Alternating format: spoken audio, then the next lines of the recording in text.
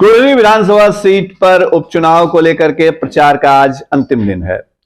कल यानी शुक्रवार को नीतीश कुमार और तेजस्वी यादव की जनसभा हुई थी कुर्नी में। बीजेपी हो या जेडीयू आरजेडी, तमाम दलों के नेता कुर्नी का चक्कर लगा चुके हैं, लेकिन आज चुनाव प्रचार के आखिरी दिन दो चेहरों पर सबकी नजरें टिकी हुई हैं। सबसे पहले बात करेंगे लोक जनशक्ति पार्टी रामविलास के अध्यक्ष चिराग पासवान की। चिराग पासवान आज कुर्नी में प्रचार के लिए उतरे हैं। चिराग पासवान बीजेपी उम्मीदवार के लिए यहां पर प्रचार करेंगे और साथ ही साथ बीजेपी के ही सांसद रवि किशन भी आज कुर्नी में। रवि किशन पटना पहुंच गए थे आज सुबह ही और उसके बाद वो कुर्नी के लिए रवाना हो गए। कुर्नी में इन दो युवा चेहरों के ऊपर सबकी नजरें होंगी।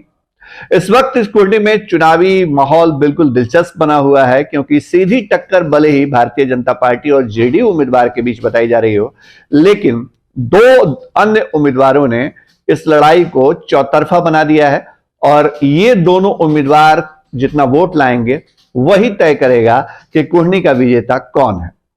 हम बात कर रहे हैं वीआईपी कैंडिडेट नीलाभ कुमार की और एआईएमआईएम के कैंडिडेट गुलाम मुर्तजा की। इन दोनों उम्मीदवारों ने वहां पर बड़े दलों का समीकरण जो है वो बिगाड़ रखा है और आशंका है बड़े दलों को कि इनकी तरफ से जो वोट काटे जाएंगे उसका असर सीधे सीधे उनके उम्मीदवार की हार और जीत पर पड़ेगा।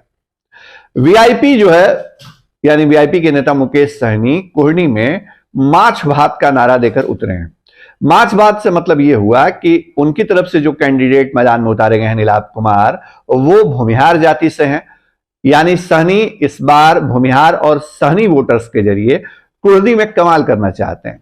उनका दावा है कि नीलाभ कुमार चुनाव जीत जाएंगे। वीआईपी कैंडिडेट के जीतने का दावा है, लेकिन एक बात जरूर है कि नीलाभ कुमार अगर जीतते नहीं है, अगर चुनाव में उनको सफलता नहीं भी मिलती है, तो यह संभव है कि वो इतने वोट लाएं कि बीजेपी उम्मीदवार को हार का मुंह देखना पड़े।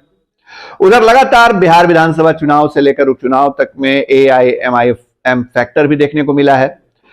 ओवैसी की पार्टी के उम्मीदवारों ने लगातार राष्ट्रीय जनता दल के उम्मीदवारों को डैमेज किया है। अब 2020 के विधानसभा चुनाव की बात कर लीजिए। 2022 में जो उपचुनाव हुए गोपालगंज में, अब से चंद महीने पहले, एक महीने पहले, उस चुनाव की बात कर लीजिए। वहां भी जो है वो एआईएमआईएम के उम्मीदवार ने इतना वोट काट लिया कि आरजेडी उम्मीदवार की हार हो गई।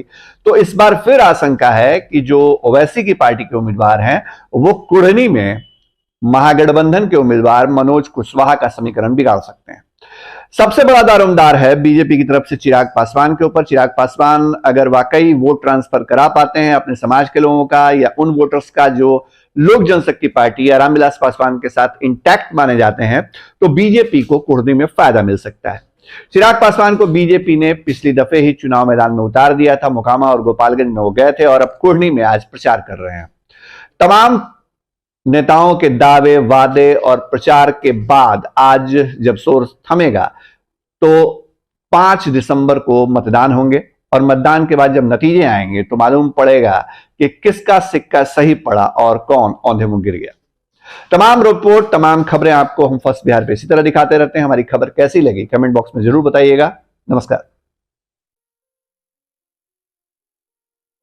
ये लो मुंह मीठा करो, आज मैंने अपना जॉब छोड़ दिया। अब हम पूर्णिया वापस जाएंगे। जॉब छोड़ दिया है? मतलब ये घर कैसे चलेगा? हम करेंगे क्या? और माँ बाबूजी क्या बोलेंगे? इसलिए मैं एक और मिठाई का डब्बा लाया। अपने बिजनेस के लिए लोन अप्रूव हो गया। अरे लोन अप्रूव हो गया वो तो ठीक है, लेकिन पूर्णिया में हम रहेंगे कहाँ? अपना घर भी तो नहीं है वहां। इसलिए तो एक और मिठाई का डब्बा अलग से लाया हूं। हमने पूर्णिया में घर ले लिया है, पूर्णिया के ई होम्स पैनोरमा में। पूर्णिया में पैनोरमा ग्रुप लेकर आए हैं ई होम्स पैनोरमा। बड़ा घर, आलीशान जिंदगी और अत्याधुनिक सुविधाओं के संग। अरे अरे, अब क्यों मुंह मीठा करवा रही हो? क्योंकि हम घर वापसी जो कर रहे हैं। घर वापसी की खुशी पूर्णिया में ई होम्स पैनोरमा के संग। ई homes panorama, luxurious lifestyle redefined.